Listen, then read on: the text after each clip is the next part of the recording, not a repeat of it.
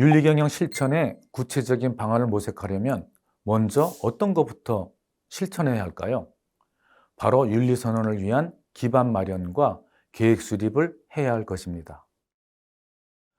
도움을 줄 전문 자문위원 혹은 자문위원단을 구성하고 선행기간 조사와 연계 체계를 마련하며 변화에 앞장설 변화 추진자를 양성하는 일들이 필요합니다. 두 번째로 윤리경영을 위한 전담기구인 윤리경영 TFT를 구성하는 것이 필요합니다. 왜 그럴까요? TFT 구성의 필요성과 내용에 대해 먼저 살펴보겠습니다. 지역자활센터에서 윤리경영을 실천하기 위해서는 실천의 중심이 되는 기구가 필요한데요. 이 조직은 윤리경영을 실질적으로 이끌어가는 특별팀을 의미하긴 하지만 상시적이지 않을 수 있습니다. 윤리경영이 지속적으로 이루어지기 위하여 윤리경영 TFT는 상황에 따라 상시적인 조직으로 바뀔 수도 있습니다. 또한 전담기구를 통하여 지역자활센터에서는 윤리적 실천을 위한 주요 계획 수립 및 의사결정을 원활히 할 수 있으며 또한 조직이 윤리적 실천을 진행하는 데 있어서 의사소통 기구로서도 큰 역할을 담당하게 됩니다.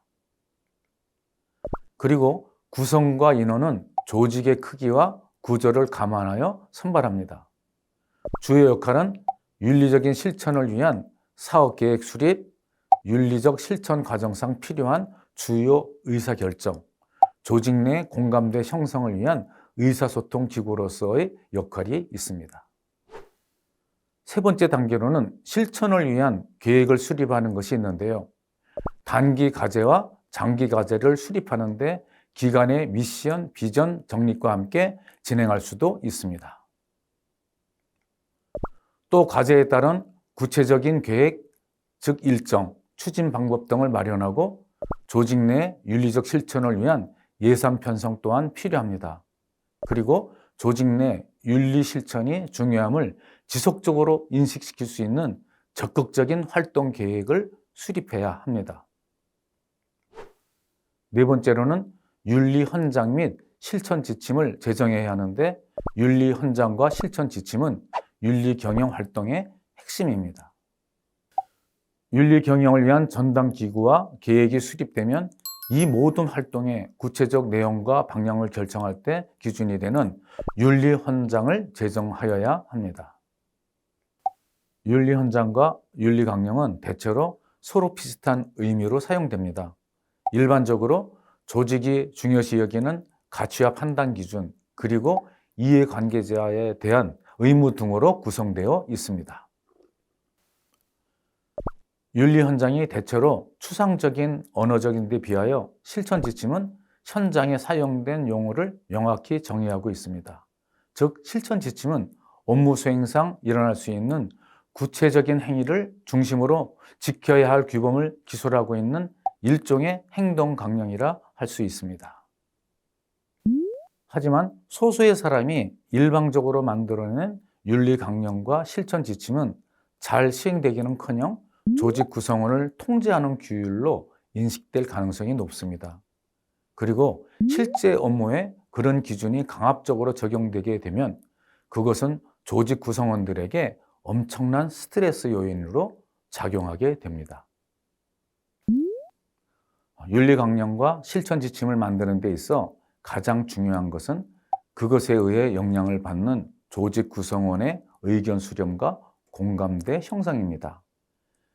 자신이 의견을 내고 참여하여 만들어진 윤리 헌장과 실천 지침은 자신이 실제 행동을 좌우하는 원칙과 기준으로 작용하게 됩니다.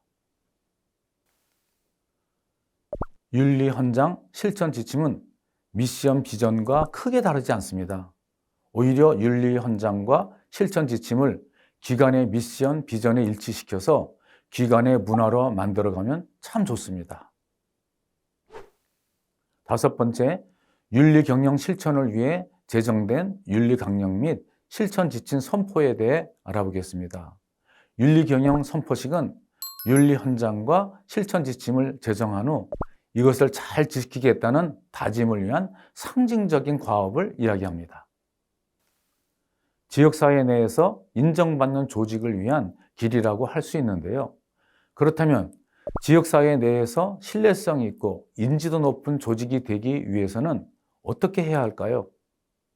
바로 원칙과 기준을 공정하게 정하고 이것을 널리 알리고 지키는 과정이 필요하겠습니다. 이러한 선포식은 여러 형태로 진행될 수 있습니다.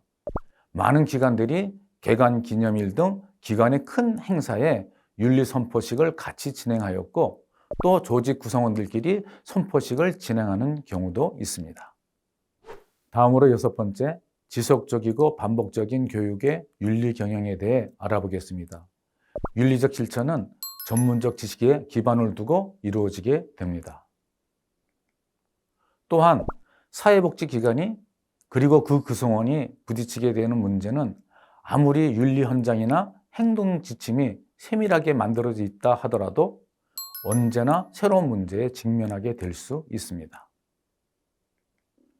뿐만 아니라 사람은 시간이 지나면 다시 익숙한 습관으로 회귀하는 경향도 있습니다. 따라서 지속적으로 윤리적 상황에 대한 민감성을 높이고 새로운 지식은 습득하고 그것을 행동으로 옮기는 노력을 게을리해서는 안 됩니다. 그리고 지속적이고 반복적인 꾸준한 윤리 경영 실천은 매우 중요합니다. 윤리가 올바른 행동을 의미한다는 점은 우리 모두 동의하지만 실제로 윤리적 행동을 하기는 쉽지 않습니다. 우리가 머리로 이해하는 윤리는 주어진 상황에 따라 구체화될 때 약간의 응용이 필요합니다. 즉, 같은 원칙과 기준에 따른다 하더라도 어떤 것이 윤리적인 것인지, 어떻게 실천해야 하는 것인지 등은 대상자와 상황에 따라 달라질 수 있습니다. 따라서 구체적인 상황 속에서 실제로 어떻게 행동하는 것이 올바른 것인지 실제 상황을 감안하여 함께 토론하고 공감대를 형성해 나가는 교육이 절실히 요구됩니다. 윤리적인 실천 또한 조직 내의 문화로 자리 잡아야 합니다. 윤리적 실천이 이론을 넘어서 실제 업무로 반영되기까지는 지속적인 교육과 구체적이고 다양한 프로그램의 진행이 많은 도움이 됩니다. 스터디 그룹이나 학습 조직을 통해서 관련 지식에 대한 자체적인 학습 내용을 공유하는 활동이 필요합니다. 사회복지 조직에는 직원뿐만 아니라 자원봉사자, 강사 등 많은 인력이 존재합니다. 이들이 고객을 대함에 있어서 윤리적인 실천이 이루어지지 않으면 기관은 윤리적인 실천을 잘한다고 할 수 없을 것입니다. 그리고 더 나아가 대상자에 대한 교육도 필요합니다. 즉, 참여 주민에 대한 교육은 참여 주민에게 조직의 윤리적 실천에 대한 구체적인 내용을 알려줌으로써 참여 주민들이 가지고 있는 기관에 대한 이미지를 높일 뿐만 아니라 그들이 조직의 윤리적 실천 감시자로서 역할도 수행하게 되어 성공적인 윤리적 실천에 도움이 될 것입니다. 마지막으로 앞에 6가지 단계를 기반으로 기관에 맞는 윤리적 실천 프로그램을 운영해야 합니다. 지역자활센터는 지역과 대상에 따라 조직의 특성이 다른데 윤리 경영을 구체적으로 실천함에 있어 조직의 특성이 반영되어야 합니다. 개별 조직에 맞는 특성화된 프로그램을 기획하고 실천함으로써 기관은 원하고자 하는 방향으로 윤리적 실천을 할 수 있을 것입니다.